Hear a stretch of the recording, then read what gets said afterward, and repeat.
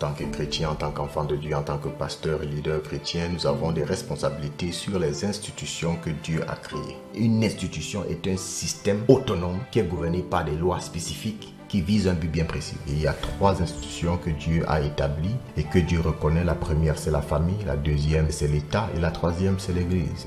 Après avoir lu la Bible plusieurs fois, je n'arrive toujours pas à comprendre ce qui justifie le silence absolu de l'Église par rapport aux affaires de l'État. Le socialisme, le capitalisme, le marxisme, le communisme, ce sont des idées que les États de la Terre ont embrassées. Quand il s'agit de la formulation idéologique des peuples, c'est-à-dire de trouver les idées qui fédèrent tous les habitants d'une nation ou alors un peuple.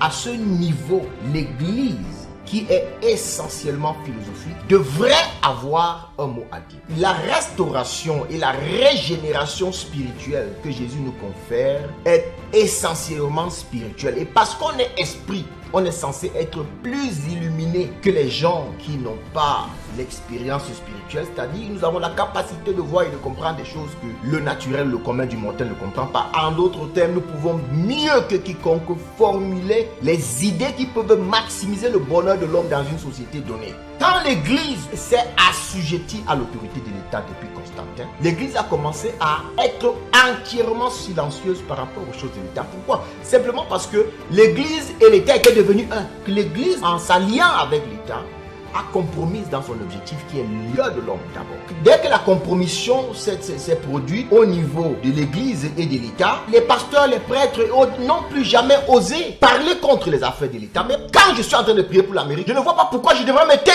Quand la loi et la constitution américaine me donnent la liberté de pouvoir m'exprimer. Et c'est là où moi je suis choqué par rapport au silence de l'Église. Parce que vous voyez très bien où le monde est en train d'aller. Vous voyez très bien où on est en train d'aller. Vous comprenez exactement ces choses. Et Dieu vous a mis au-dessus des personnes qui n'ont peut-être pas les mêmes grâces que vous. La capacité d'écouter Dieu comme vous pouvez écouter. La capacité de comprendre les mystères de Dieu comme vous les comprenez. Les mystères du fonctionnement de l'État, de l'Église et de toutes ces institutions-là. Mais vous avez cette capacité-là. Mais qu'est-ce que vous en faites? Vous dirigez dans le peuple où si un pasteur ne peut pas parler de son autorité sur les affaires de l'État, alors je ne sais pas en quoi il sert.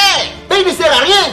L'Église devrait avoir la capacité de se lever, aller spirituellement pour discerner la pensée de Dieu et l'amener à révélation aux hommes, parce que je ne pense pas qu'un véritable homme de Dieu peut prier sans savoir la pensée de Dieu. Maintenant, il y a des tueries au Cameroun. Plus de 4 ans, les guerres se passent. Où sont les églises?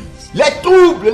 Moi je veux suivre les informations. Quand je veux suivre les informations, j'aimerais bien écouter les informations de la Côte d'Ivoire, écouter un homme de Dieu qui me donne le rapport, parce qu'il me donnera un rapport plus correct, il me donnera une analyse plus exacte, parce qu'il a la pensée de Dieu, il pense comme Dieu, il peut interroger Dieu, il peut faire une analyse qui est complètement dépourvue des intérêts personnels, de la propagande médiatique. Il peut me donner une analyse exacte parce qu'il est élevé spirituellement. Mais par contre, aucun homme de Dieu ne parle. Vous êtes dans un pays où vous avez tout genre de prophètes qui vous prophétisent sur la couleur des caleçons des gens, qui vous prophétisent sur vos comptes bancaires, qui vous prophétisent sur tout. Mais quand il s'agit des affaires de l'État, c'est comme s'ils sont muets, comme s'ils sont absents. Moi je dis que ce sont des charlatans. Ce ne sont pas des prophètes de Dieu. Les prophètes de Dieu, depuis l'Ancien Testament, se sont toujours intéressés aux affaires de l'État. Parce que c'est dans l'État que le bien-être des individus se régule. C'est dans la gestion de la société qu'on établit les lois qui permettent à l'épanouissement de la société en général. On ne peut pas parler de la prospérité sans parler des affaires de l'État. Ce n'est pas possible. L'Église doit prendre position. Rester dans son coin, prier dans les chapelles et se taire, c'est donner raison aux gens qui pensent que l'Église est simplement là pour consoler les affligés, pour endormir le peuple, pour assujettir le peuple. Les grandes réformes que les sociétés ont eues et qui se sont avérées plus tard comme étant de bonnes réformes auraient été des réformes dirigées par des enfants de Dieu. Le cas de Martin Luther King en Amérique, qui a commencé son mouvement de non-violence, révolté par les injustices sociales, raciales en Amérique, il se lève et il parle des affaires de l'État parce qu'il comprend la responsabilité de l'Église vis-à-vis des affaires de l'État. L'État peut manipuler le peuple avec des mensonges médiatiques, mais les hommes de Dieu qui sont éclairés ne devrait pas être facilement manipulable. Ça veut dire qu'il devrait avoir une voix qui porte au niveau du peuple pour que le peuple ne soit pas manipulé.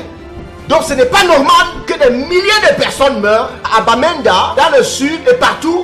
Les hommes de Dieu ne disent rien. Où sont ces prophètes? Qu'est-ce que Dieu dit et qu'est-ce que Dieu pense? C'est pas normal que dans une société, dans un continent qui est connu comme le continent le plus riche du monde, on vit la pauvreté abjecte, où c'est la catastrophe totale, et que les hommes de Dieu sont là seulement pour consoler les gens dans les églises. Le silence de l'église, retenez très bien ce que je suis en train de dire, le silence de l'église est complice et coupable vis-à-vis des affaires de la société.